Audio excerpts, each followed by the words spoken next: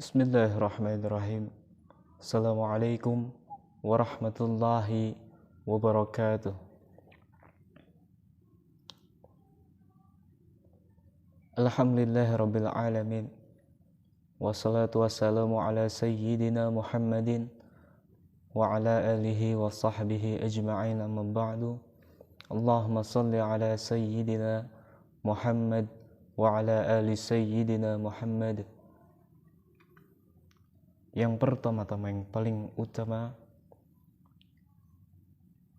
ungkapan rasa syukur kita kepada Allah Subhanahu wa ta'ala dengan sama-sama mengucapkan Alhamdulillahirabbil alamin. Salawat berbingkaikan salam kecintaan kita sebagai umat Nabi Muhammad sallallahu alaihi wasallam dengan sama-sama mengucapkan Allahumma salli ala Sayyidina Muhammadin wa ala ali Sayyidina Muhammadin. Semoga kita kelak di yaumil qiyamah mendapatkan syafaatul uzmah, amin ya rabbal alamin. Dalam kesempatan yang sangat singkat ini, yang tak lupa saya hormati pimpinan Pondok Pesantren Darul Muttaqin serta jajaran guru, ustadz wal ustadzah, yang mana tidak saya bisa sebutkan satu persatu nama antum semua, namun tidak akan mengurangi rasa hormat dan takzim saya kepada ustadz dan ustadzah semuanya, serta para hadirin yang berbahagia, yang insya Allah dirahmati oleh Allah Subhanahu wa ta'ala, santriwan dan santriwati Pondok Pesantren Darul Muttaqin. Semoga kita selalu diberikan kelancaran dalam menuntut ilmu Allah Subhanahu wa ta'ala. Di dalam acara 1 Muharram, pergantian tahun baru Islam Hijriyah 1443 Hijriyah, maka di dalam kesempatan ini saya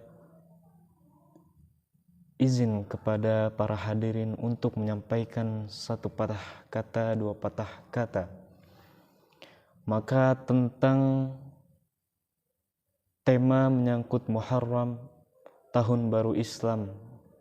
Makna di balik 1 Muharram, tahun baru Islam ini, apakah hanya sekedar bergantinya tahun dari 1442 Hijriah menuju 1443 Hijriah. Namun jauh daripada kata tersebut, makna pergantian tahun bagi ajaran kita umat Islam adalah bagaimana kita menyikapi bahwasannya diri ini, jiwa ini semakin tua, semakin berkurangnya umur kita.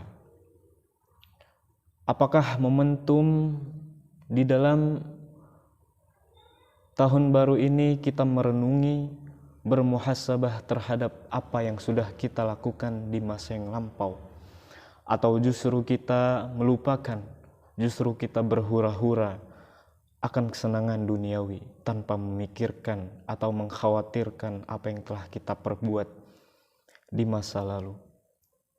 Kita lupa bersyukur kepada Allah, kita lupa meningkatkan takwa kita kepada Allah. Sayyidina Ali radhiyallahu anhu pernah berkata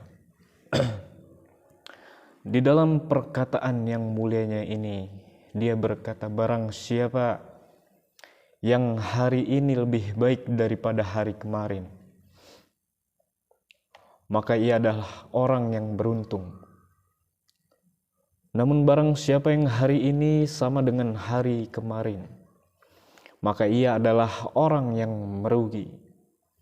Dan barang siapa yang hari ini justru lebih buruk daripada hari yang kemarin, maka ia adalah termasuk orang-orang yang celaka.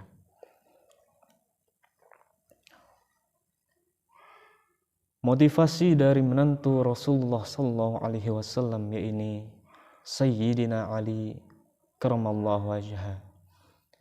Maka jika kita sebagai umat muslim ingin beruntung, maka jadilah orang yang hari ini lebih baik daripada hari kemarin.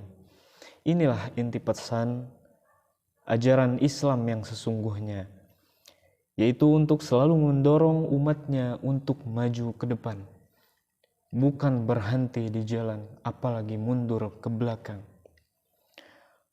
Qala Allah Ta'ala fil Qur'anil Karim, A'udzu billahi minasyaitonir rajim. Bismillahirrahmanirrahim. Ya ayyuhalladzina amanu taqullaha wal tanzur nafsum ma qaddamat lighad wattaqullaha innallaha khabirum bima ta'malun. Yang artinya, hai orang-orang yang beriman, bertakwalah kepada Allah dan hendaklah setiap diri kita memperhatikan apa yang telah disiapkannya untuk hari esok. Dan bertakwalah kepada Allah, sesungguhnya Allah Maha mengetahui apa yang kamu kerjakan. Quran Surah 59 ayat 18. Jadi setiap muslim harus introspeksi. Jadilah setiap muslim yang terus bermuhasabah apa yang telah diperbuatnya di masa lalu dan apa yang akan diperbuatnya di masa yang akan datang. Dalam ayat tersebut yang telah saya latunkan tadi, mengandung makna bahwa hari esok yang dekat, yaitu dunia, dan hari esok yang jauh, yaitu akhirat. Dan kita sebagai umat muslim harus berpikir bahwasanya yang terdekat itu adalah kematian. Kita tidak tahu kematian datang kapan, datang bagaikan ambulan, datang tiba-tiba, tak tahu kapan, kita tidak bisa menduga. Maka dari situ sangat penting bagi kita untuk merubah diri kita menjadi lebih baik di setiap harinya. Lebih baik daripada hari kemarin, agar kita termasuk orang-orang yang selalu bermuhasabah, selalu meningkatkan takwa, selalu bersyukur kepada Allah Subhanahu wa Ta'ala. Maka jika orang muslim yang hari ini sama saja dengan hari kemarin, maka ia termasuk orang-orang yang merugi. Karena harusnya bisa orang muslim lebih baik daripada hari kemarin, sebagaimana yang diwasiatkan oleh Sayyidina Ali radhiyallahu anhu. Jika sama saja berarti tidak ada kemajuan, tidak ada pendekatan, ya, sama saja dengan tidak ada pergerakan. Diam di tempat, ia hidup tetapi pada hakikatnya ia tidak hidup. Ia diberikan pernafasan untuk melakukan pekerjaannya sehari-hari, mendekatkan diri kepada Allah, tetapi pada hakikatnya ruh ia mati. Ia diberikan mata oleh Allah Subhanahu wa Ta'ala, tetapi tidak digunakan mata tersebut untuk hal-hal yang kebaikan. Lalu, apalagi hari ini justru lebih buruk daripada hari kemarin. Sayyidina Ali mengkategorikan sebagai orang-orang yang terlaknat, orang-orang yang celaka. Mengapa demikian? Misalnya, jika ada orang muslim yang ibadahnya hari ini lebih buruk daripada hari kemarin, ketakwaannya berkurang kepada Allah daripada hari yang kemarin, maka ia adalah orang-orang yang terlaknat. Ia diberikan kenikmatan oleh Allah, tetapi justru ia kufur, ia lupa untuk bersyukur. Demikian pula jika pengetahuan dan ilmunya tidak bertambah, malah berkurang. Ilmunya bertambah namun tidak diamalkan. Atau jika hari ini tidak lebih soleh daripada hari kemarin, atau jika kebaikan juga itu lebih baik daripada, tidak lebih baik daripada hari kemarin. Dan kita sebagai manusia adalah manusia, hamba Allah yang lemah. Kita butuh yang namanya petunjuk. pertolongan dari Allah. Lalu bagaimana kita berusaha untuk meminta kepada Rabbul Alamin, ihdinas siratal mustaqim, tunjukilah kami jalan yang lurus, siratal ladzina an'amta alaihim ghairil maghdubi alaihim waladdallin. Itu jalan orang yang diberikan kenikmatan oleh Allah Subhanahu wa taala. Bukanlah jalan untuk kita, yaitu jalan-jalan bagi orang yang dimurkai oleh Allah, yang justru Allah itu murka kepadanya. Karena dengan demikian ia tidak mensyukuri nikmat yang telah Allah berikan, maka pantaslah jika Sayyidina Ali karamallahu wajha menyifatinya dengan sebagai orang yang terlaknat. Maka menyambut tahun baru ini di dalam Muharram 1443 Hijriah ini, hendaknya setiap orang melakukan perenungan akan hal ini. Hura-hura tahun baru tidak ada maknanya. Bersenang-senang tanpa ada perasaan dan hati atas kecintaan kita terhadap Allah dan Rasul-Nya.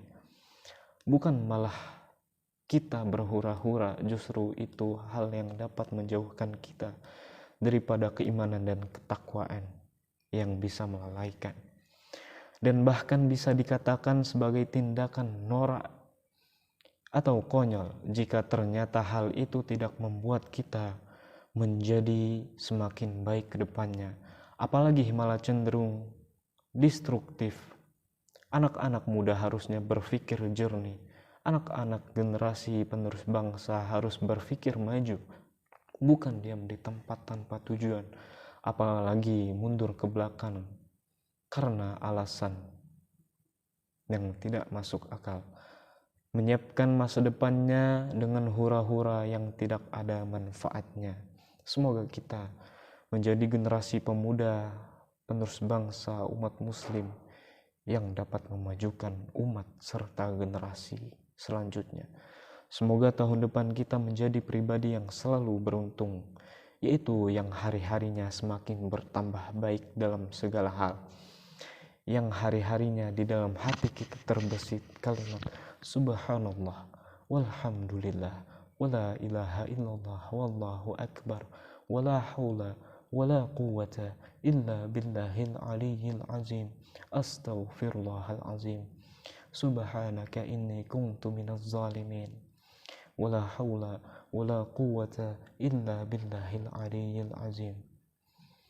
Maka pada intinya di dalam momentum yang sangat berharga ini, semoga kita dijadikan oleh Allah sebagai orang-orang yang menjadi pribadi yang lebih baik daripada sebelumnya, menjadi pribadi yang suka berintrospeksi diri, bermuhasabah terhadap apa yang telah kita lakukan di masa lalu. Cepatlah bertaubat kepada Allah karena kita tidak tahu umur kita sampai kapan. Kejarlah dunia seakan-akan kita hidup berjalan di atasnya sepanjang masa kita, dan kejarlah akhirat seakan-akan kita akan ditarik nyawa kita esok hari. Kurang lebihnya mohon maaf. Saya di sini menyampaikan dua patah kata ini bukan bermaksud saya adalah orang yang paling sempurna. Setiap manusia mempunyai kekurangan dan kesalahannya. Namun di situ bagaimana bentuk kita untuk berusaha menjadi pribadi yang lebih baik di hadapan Allah dan Rasul-Nya.